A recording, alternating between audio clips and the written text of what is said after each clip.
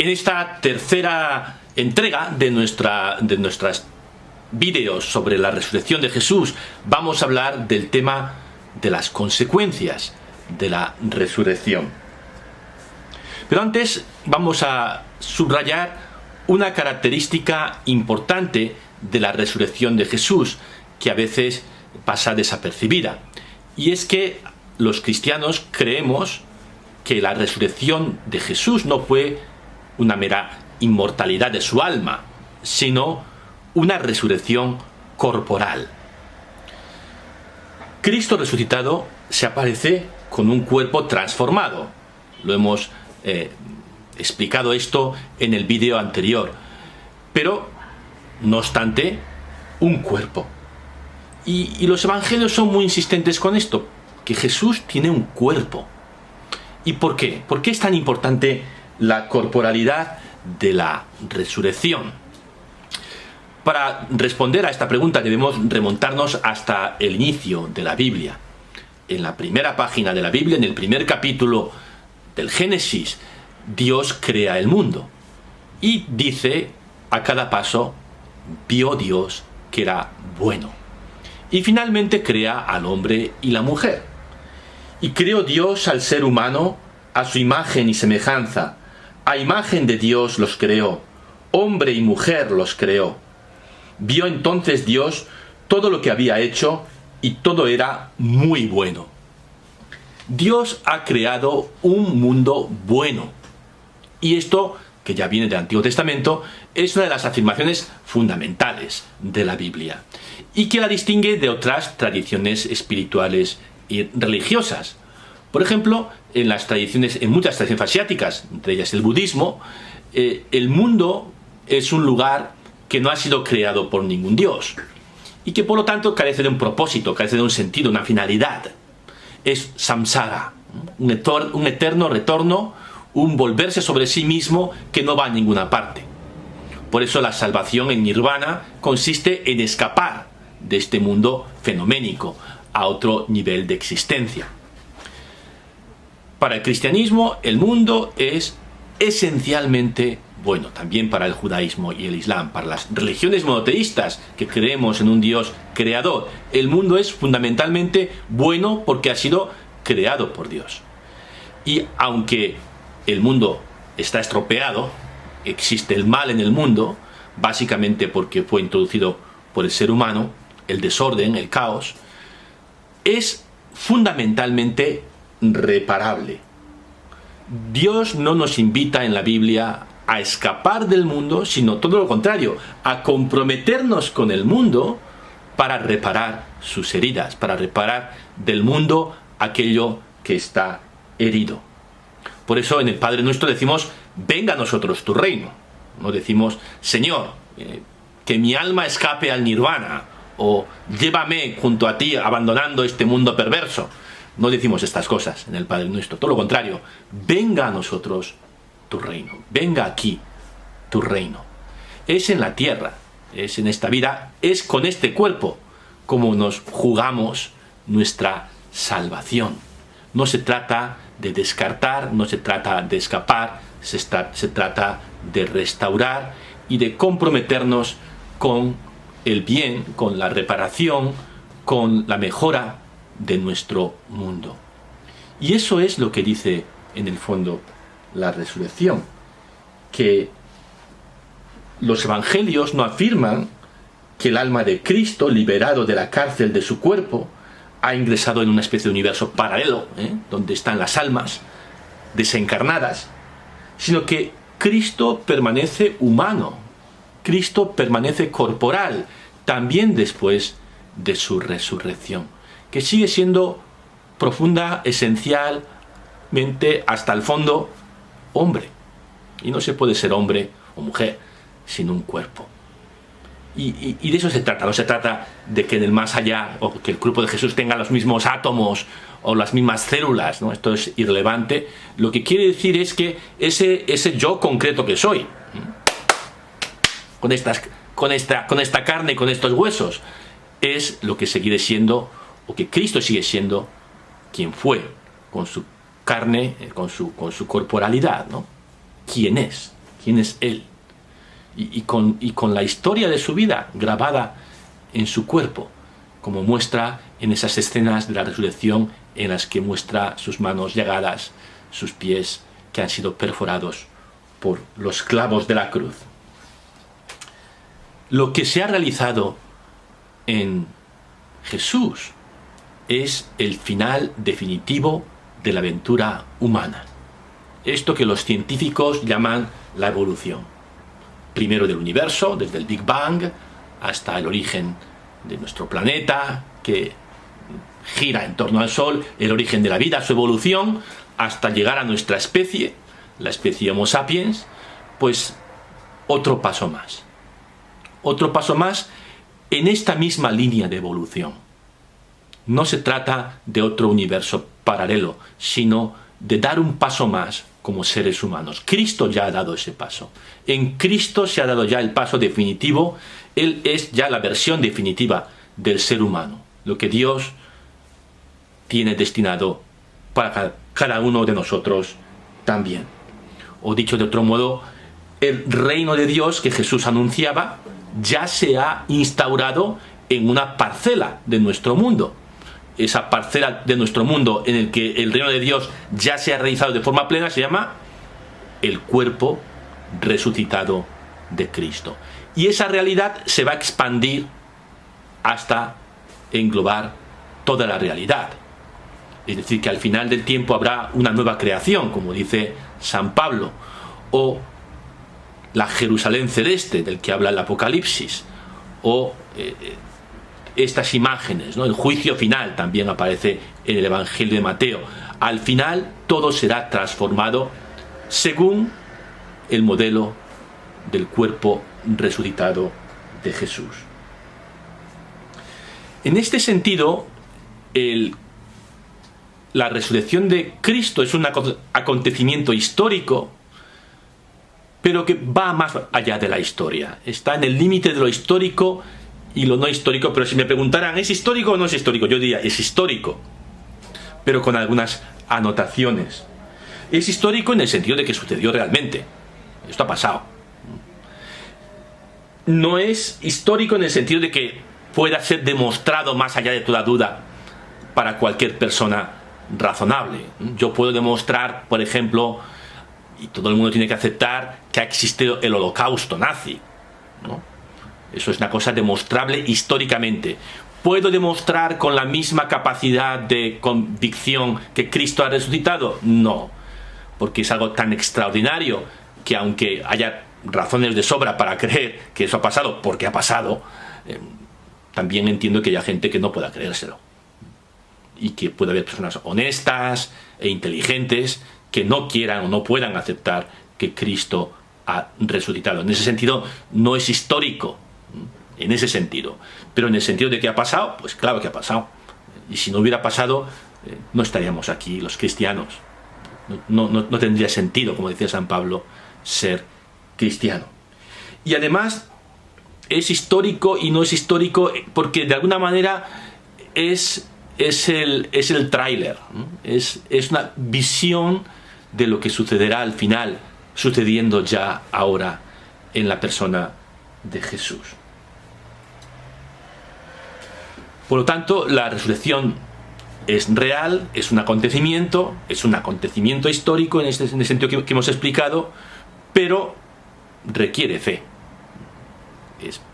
Necesitamos confiar en Dios para poder dar crédito a algo así, que Cristo ha roto la muerte, que Cristo ha sido lanzado contra esa pared que se alza al final de la vida de cada uno de nosotros y que le ha abierto un boquete, ha roto la muerte.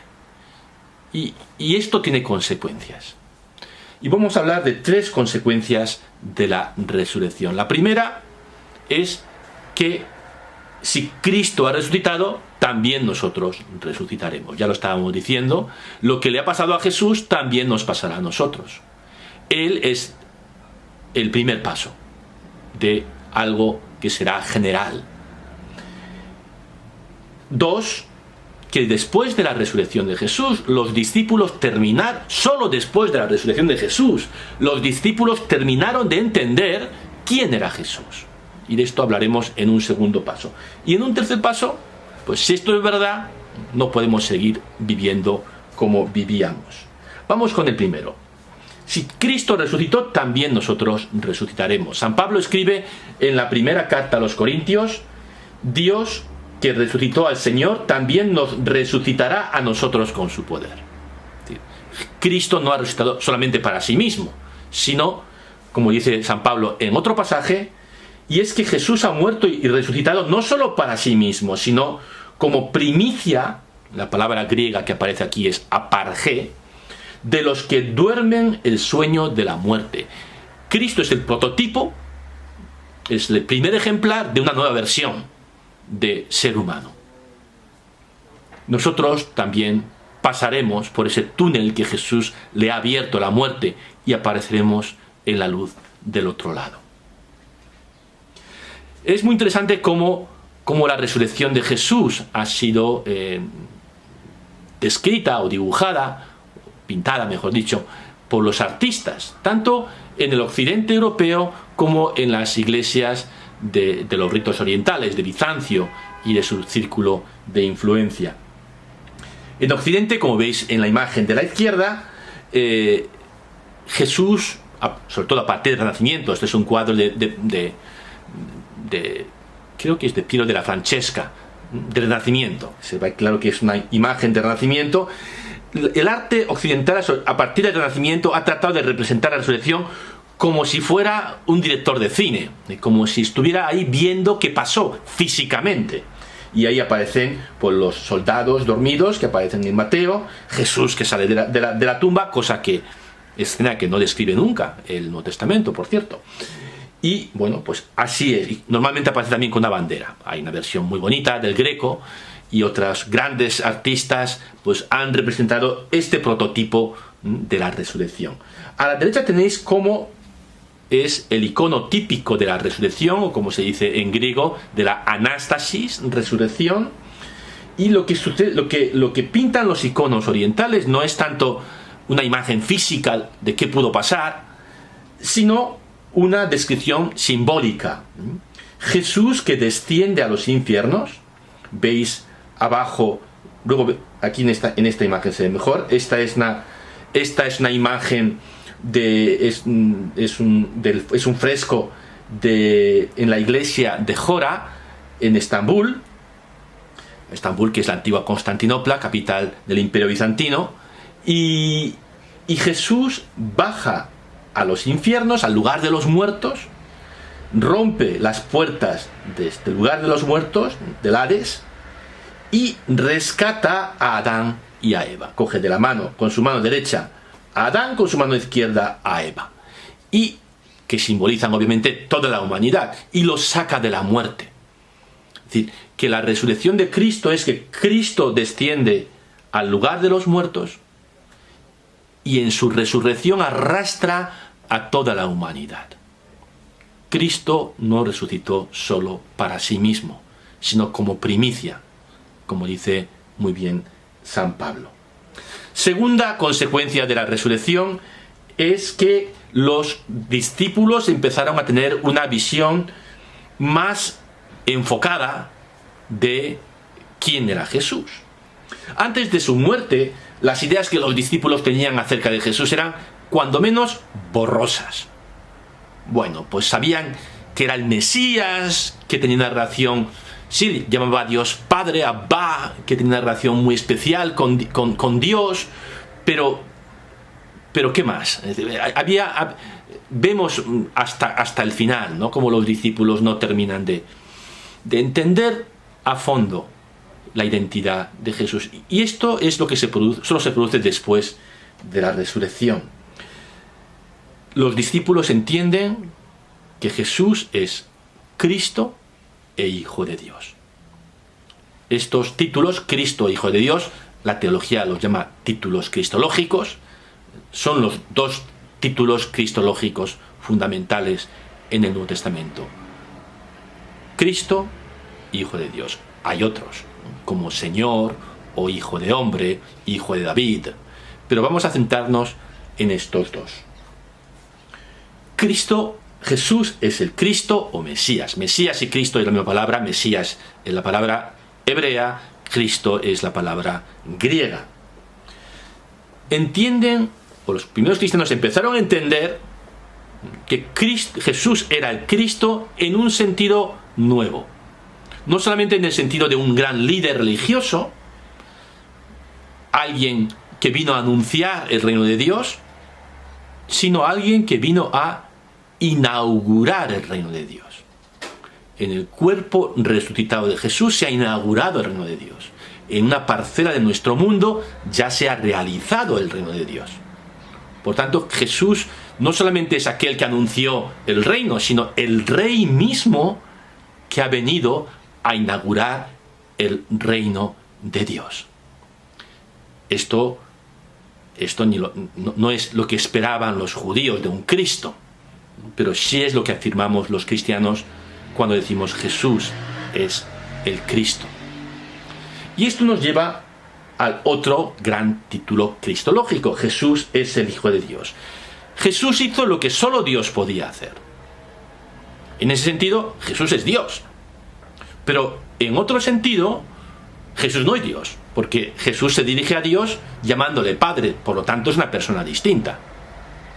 Y entonces, ¿cómo expresamos que Jesús es al mismo tiempo Dios, pero no es Dios? Pues con la imagen, la metáfora del Hijo.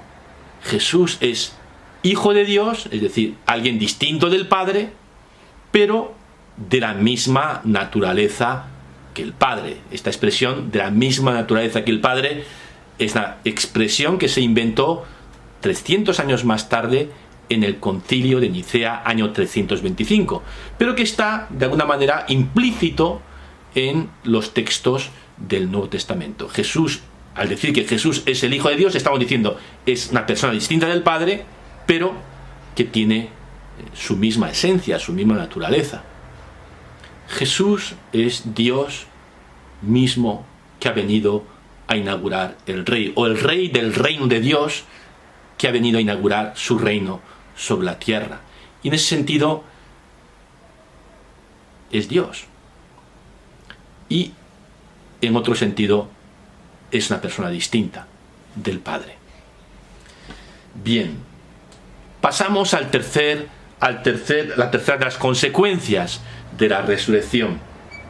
Y es que los discípulos comprendieron que si esto había sucedido, que si Jesús había roto la muerte, que había inaugurado la forma definitiva, la versión definitiva de cómo ser humano, de ser humano sobre la tierra, entonces no podían seguir viviendo como antes. Y hubo gente que dejó sus familias, se convirtieron en misioneros itinerantes, otra gente se quedó pues en la forma de vida que tenían, pero todos se comprometieron a reunirse una vez por semana a compartir una cena en el que se recordaba las últimas horas de Jesús, las últimas palabras y gestos de Jesús. Esto es mi cuerpo, esta es mi sangre, la Eucaristía. Y reuniéndose semana a semana a celebrar la Eucaristía, invocando el Espíritu Santo, que es esta nueva presencia de Dios sobre la tierra, sus vidas fueron transformadas. Y las relaciones entre ellos empezaron a transformarse poco a poco, ¿no? Como suceden las cosas siempre verdaderas, no suceden de repente, llevan su tiempo. Y esas vidas transformadas, esas comunidades formando de testigos de Jesús, que se relacionaban entre ellos como hermanos y hermanas, se llamaban así entre ellos, ¿no? Crearon la Iglesia, una red de comunidades, testigos de la resurrección de Jesús, comprometidos a continuar con la obra de reconciliación que Jesús había iniciado sobre la tierra. Y es que la revolución había empezado. Y la revolución continúa, porque afirmar hoy que Cristo ha resucitado es cruzar una línea peligrosa. Mientras tú digas, sí, Jesús sigue vivo en mi corazón, bueno, te llamarán un rarito y tal, pero te pueden dejar en paz. En el momento que afirmamos, esto es objetivo, esto sucedió en este mundo y nos afecta no solamente en nuestra intimidad, sino también en nuestros comportamientos y en la manera de entender el mundo y la sociedad, estamos cruzando una línea peligrosa, puesto que esta afirmación sacude los cimientos de una cultura y una sociedad como la nuestra, instalada en el materialismo. Si Dios ha puesto ya la primera piedra de su reino, resucitando a Jesús, entonces este mundo no es el lugar que pensábamos que era. Y por lo tanto hay cosas mejores que hacer con la propia vida que pasártelo bien, ¿vale?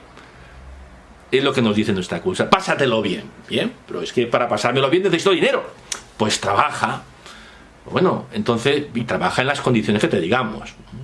Este círculo del trabajar y consumir queda socavado por la afirmación de que en este mundo está irrumpiendo el reino de Dios. Y que por lo tanto, celebrar con mis amigos y amigas que han creído en la resurrección, que Él está vivo, celebrar juntos, compartir en su nombre y comprometernos en la reparación de este mundo, en crear fraternidad y reconciliación en este mundo. ¿Qué cosa más importante puede haber en la vida que eso? ¿Qué puede haber que te llene más que participar en esta recta final que Cristo con su resurrección ha inaugurado en la historia de la aventura humana? Terminamos así nuestra serie de tres vídeos sobre la resurrección. Esperamos que os haya gustado y servido, y en el futuro pensamos hacer algunos más. ¡Feliz Pascua! Cristo ha resucitado, verdaderamente ha resucitado.